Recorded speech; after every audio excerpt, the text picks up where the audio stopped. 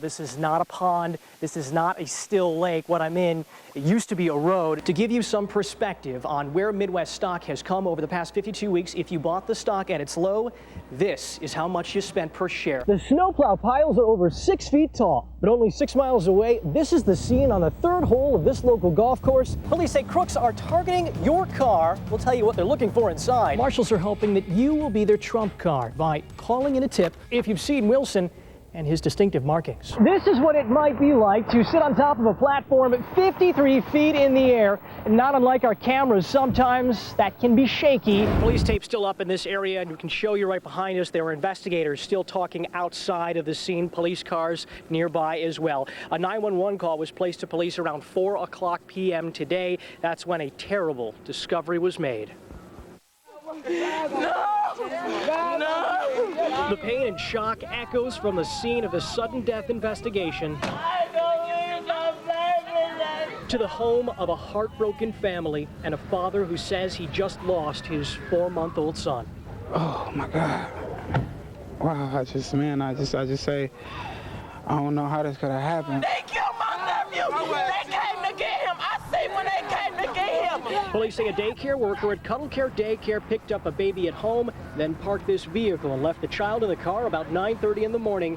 The baby was found dead by 4 in the afternoon. Investigators believe hours in a sweltering SUV proved fatal. You know you can't leave kids in the car in this heat. Sierra's McHenry says his son, Sierra's Jr., was a happy and healthy baby. Now his family struggles with how and why the child's life was taken, relying on each other in a time of crisis. They're here 100%. It's just, I love them for being here. Now, we called the daycare for comment on this story. They did not return our call. Police say that they will hand this case over to the Milwaukee County District Attorney's Office. After that, charges could be filed. It is a music sanctuary for Dominic Musera. Very peaceful, yeah. The sounds of the lake, the sights by the beach. Views available at your fingertips. Through a network of web cameras, you can see beach, lake, and weather conditions. But when day turns to night, and some turn on their house lights, these are some of the views. Silhouettes of people in some homes just off the lake, a digital window into condos or apartments seen through any internet connection using a webcam that can pan and zoom close enough to see what some call private moments. I think it's a gross invasion of privacy. You could see that person just walking right in there. We showed some of the images to Musera using a digital camera. Just shocked. I couldn't believe it. And shared the video with this man who didn't want to show his face on camera. He says he lives inside one of the buildings the camera can see into. Who would use it?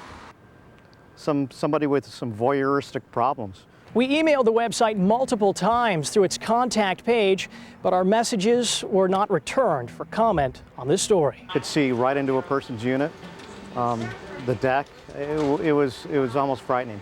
The discovery is forcing this homeowner to alert his neighbors. I'm keeping my shade shut at night now. You know, what are you going to do? It's not really fazing Musera. He's fine with the view, even if someone might be viewing him.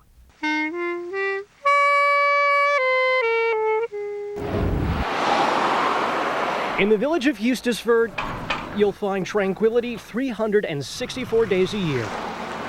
Quiet, peaceful. It's mostly a small farming town where the number of people might rival the number of nearby fish. For me, I'm in heaven. Unfortunately, Tom Bartnick hasn't caught any yet. The hush of the river and the stillness is one of the reasons he's called this place home. But for one day, Eustisford will throw caution and something else to the wind. It started out very innocent.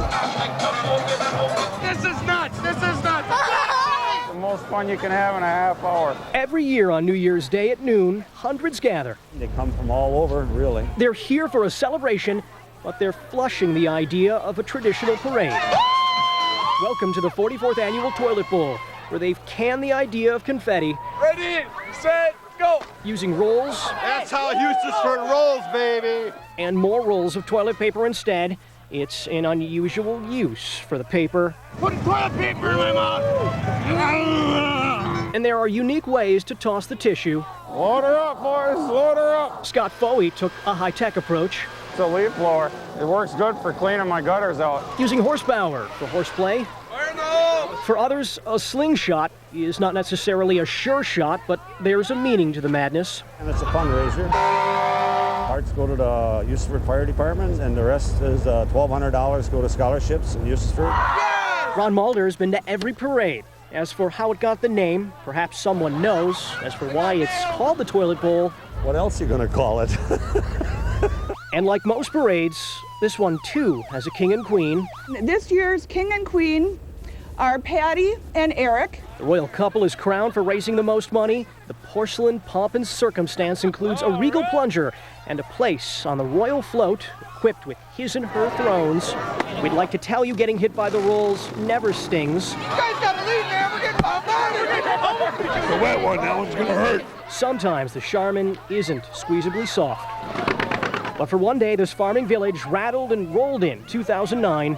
I'd rather fish than watch the toilet bowl. Now for 364 days, Tom Bartnick can once again savor the serenity. Come back on a quieter day. He'll enjoy it better. Jeremy Ross, Fox 6 News.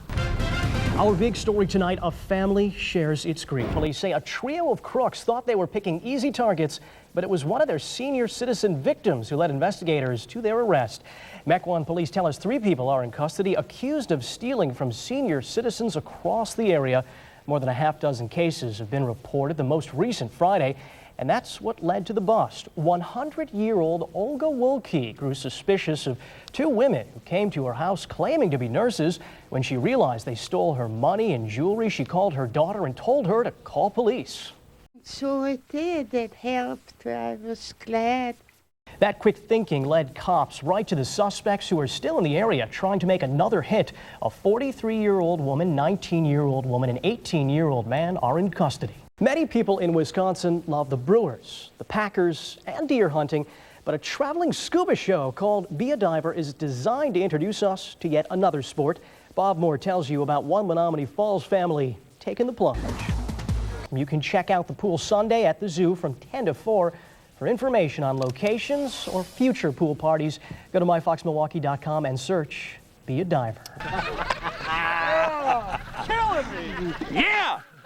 It was well worth it to Neil. Very nice. You know what he did? He raised over $700, though, taking That's pies wonderful. in the face all day and night long. Steve Sparky Pfeiffer, we love him. And, of course, he'll be on our Fox 6 High School Blitz coming up before long, Banana cream?